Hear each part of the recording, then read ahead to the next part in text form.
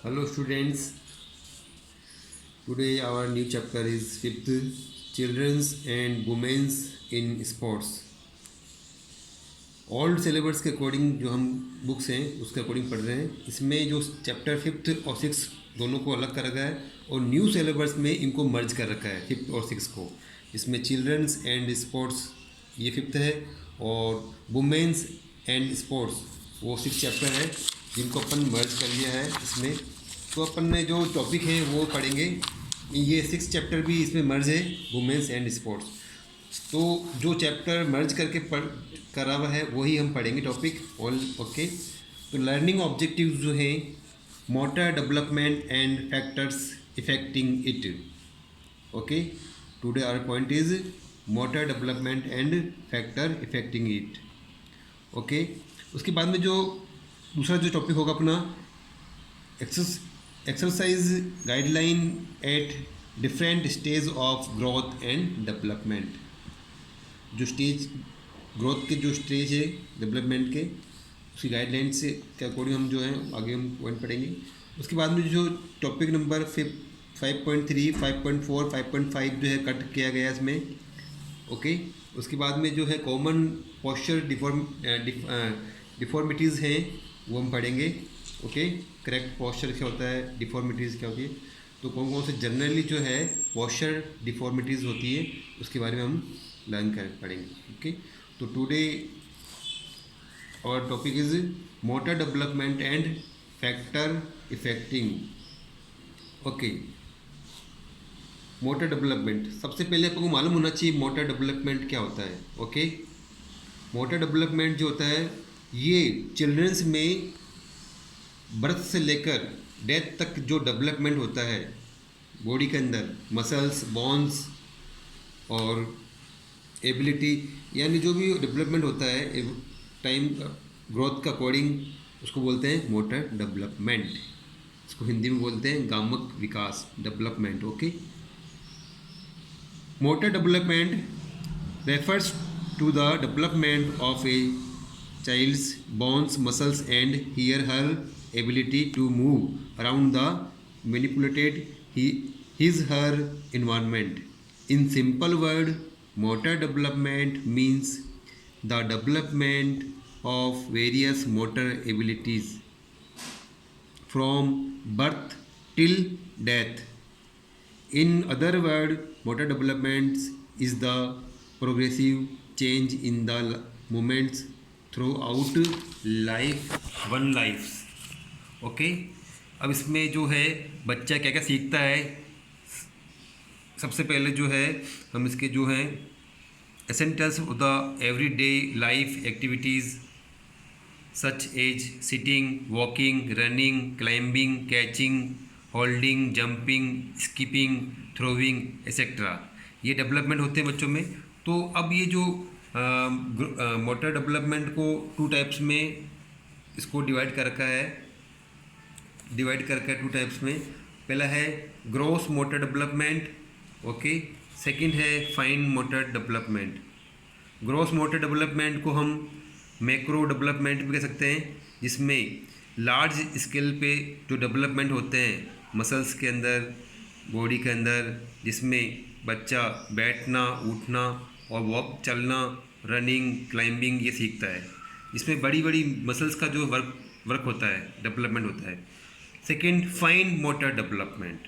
Fine motor development के अंदर जो है छोटी छोटी जो मसल्स होते हैं उनका वर्क होता है और उनकी वर्क में डेवलपमेंट होता है. Okay, it is involve the small muscles of the body, specially during the small movement of the fingers, hands, for example holding of javelin, discus, pole, catching a cricket ball, smashing a volleyball, gymnastic exercises with without apparatus etc. तो इसमें छोटी छोटी जो muscles होते हैं उनमें development होता है, तो फाइन मोटर डेवलपमेंट होता है. तो 2 टाइप्स के डेवलपमेंट हो गए, ग्रॉस मोटर डेवलपमेंट और फाइन मोटर डेवलपमेंट. ओके, ये याद रखना, क्वेश्चन बनेगा इसका. Next, motor development in childrens. बच्चों में किस प्रकार से मोटर डेवलपमेंट होता है? According to age. ओके, तो अर्ली चाइल्डहुड जो होता है 3 to 6 ईयर, अर्ली चाइल्डहुड को हम 3 to 6 ईयर में कमेंट करेंगे। मिडिल चाइल्डहुड को हम 7 to 10 ईयर में कमेंट करेंगे, और लेट चाइल्डहुड को हम 11 to 12 ईयर में इसमें इंक्लूड करेंगे। तो फर्स्ट है early childhood. Early childhood. The period of early childhood start for the 3rd year and continues till 6th year. Okay. The motor development during this period takes place repeatedly. This stage is also known as the preschool year. Pre-school year इसको भी इस नाम से इस stage को जाना जाता है। Okay, this is period a child become perfect in various fundamental movements such as running, jumping and throwing, equates the ability to unit of combine these movements. Okay, इसमें बच्चा खेलना कूदना और रनिंग करना, जंपिंग करना सीख जाता है, पकड़ना ये सीखता है अर्ली चाइल्डहुड में 3 to 6 ईयर के अंदर। ओके, इसमें होता है। सेकेंड पॉइंट जो है मिडिल चाइल्डहुड, ये जो स्टेज होता है इसमें इस पीरियड के अंदर middle childhood start from 7 year and continues up to 10 year. During this period children become active and agile, this they have strong desire to engage in the various physical movements and activities. Okay, इसके अंदर बच्चा jumping करना और जो है distance cover करना और throwing जो डिस्टेंस है, हाइट है, उस डेवलपमेंट उसमें होता है बच्चों का। ओके, ये मिडिल चाइल्डहुड के अंदर। Next, late childhood. The period of the late childhood beings for 11 year and continues up to 12 year और till the beginning of puberty. Strength begins the differ, but the difference are small. Boys and girls are able to compete evenly. They are ready to learn strategies and more complex play combinations, running, jumping movements actually as well as creatively develop as at a faster rate and in middle childhood period. Okay, तो इसमें बच्चा jumping movements को से लेकर वो जल्दी से ये चीज़ें सीखता है, मूवमेंट्स, बॉडी के मूवमेंट्स सारे स्पीडली ये फंक्शन करता है। Factor affecting motor development. Factor affecting motor development में जो है क्या क्या इसका जो डेवलपमेंट के ऊपर क्या इफेक्ट, किस चीज़ की कौन कौन चीज़ें जो है इसको प्रभावित करती है या इसको इफेक्ट डालती है। तो सबसे पहला जो पॉइंट है हमारा वो है बायोलॉजिकल फैक्टर। बायोलॉजिकल फैक्टर को हम जेनेटिक फैक्टर भी कह सकते हैं। इसके अंदर जो है अनुवांशिकता के आधार पर वो जो पीढ़ी दर पीढ़ी जो है बच्चों में डेवलपमेंट होते हैं या जो भी प्रॉब्लम्स होती हैं वो इसमें होती है, या फिर इसमें स्ट्रेंथ पावर जो है जेनेटिक या के आधार पर भी ये उसमें माता पिताओं में जो होती है क्वालिटी होती है वो बच्चों में पाई जाती है। इन्वायरमेंटल फैक्टर जो भी है, physically and socially factor are likely affect for motor development childrens. Okay, suitable included.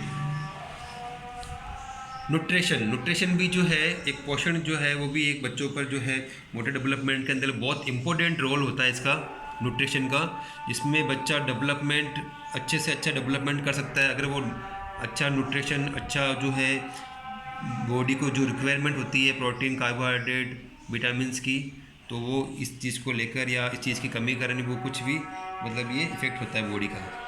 Physical activity, the main role of the motor development in physical activity के अंदर जो बच्चा फिजिकल एक्टिविटी में पार्टिसिपेट करता है वो एक्टिव रहता है, रेगुलर प्रैक्टिस करता है, जो इसमें होता है, motor development become slow in those children who do not take part in physical activity regularly, not doing even minor physical activities result in delayed motor development in children. तो ये जो है डेवलपमेंट फिजिकल एक्टिविटी का बहुत बड़ा role होता है इसमें। अपॉर्चुनिटीज़ का भी बहुत बड़ा रोल होता है इसमें। जब भी उनको कोई भी मतलब किसी भी प्रोग्राम में कोई भी एक्टिविटी होती है तो उसमें पार्टिसिपेंट्स करना चाहिए, और उस चीज़ को एक्टिविटी में ये मोटर डेवलपमेंट के लिए बहुत ही अच्छा ये होता है। सेंसरी इम्प्रीमेंट की भी ये एक डेवलपमेंट बच्चों में डेवलपमेंट करने का अच्छा है ये। इसमें बच्चों का देखना, करना, चलना और हर चीज़ में ये जो है बोलना, देखना, हर चीज़ को करने के लिए जो है एक्टिविटी जो है होती है। पोस्चर डिफॉर्मिटीज़ जैसे spinal curve deformities, flat feet, knock knees, bow leg etcetera, जो मतलब ये चीज़ डिफॉर्मिटीज़ होती हैं बच्चों में, अगर वो इस पर ध्यान देगा एक्टिविटी में, फिजिकल एक्टिविटी में, डेवलपमेंट के अंदर, तो ये जो भी केजेस हैं, जो भी डिफॉर्मिटीज़ है, उससे बचा जा सकता है। ओबेसिटी जो है मोटर डेवलपमेंट के अंदर बहुत ज़्यादा ये जो है प्रॉब्लम क्रिएट होती है इसमें।